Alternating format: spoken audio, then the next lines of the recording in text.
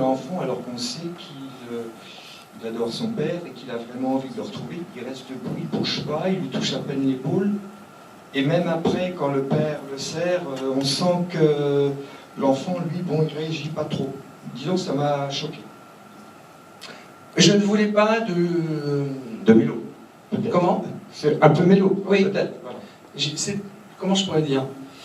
D'abord, bon, à un moment donné, j'ai beaucoup discuté avec le gamin, et il m'a dit une chose.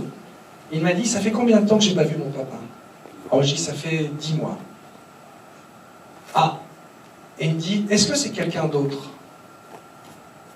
Bah, je dis, c'est le même, mais qui a vieilli de 10 mois, qui ne t'a pas vu pendant 10 mois. Ah, il m'a dit, c'est plus le même. Et donc, pour répondre à votre question, il s'approche.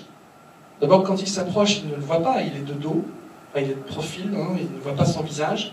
Et quand il est en face de lui, il m'a dit, j'ose pas. Je dis, ne change rien. Si c'est pour faire, je ne sais pas, moi, autant on emporte le vent avec derrière la ville qui brûle, ça ne m'intéressera pas du tout. Et donc il y a ce truc mystérieux, même pour le père, il le prend dans ses bras, et comme l'enfant ne réagit, il est un peu raide, il l'écarte, et il vérifie que c'est bien lui, en fait, à un moment donné. Et il le reprend, et là, ils tombent tous les deux. Moi, j'adore.